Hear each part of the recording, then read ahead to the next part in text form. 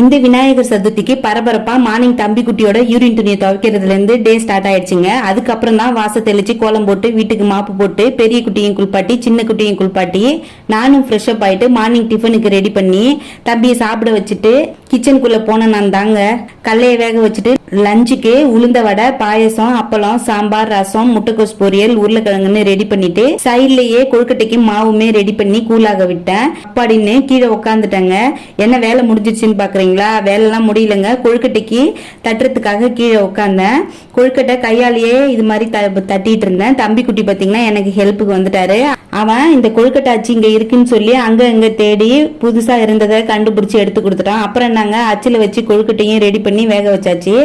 இப்பதாங்க பெரிய சம்பவமே நடந்தது. அது என்னன்னு சொல்லிட்டு லாங் வீடியோவா போஸ்ட் பண்றேன், கண்டிப்பா செக் பண்ணி பாருங்க.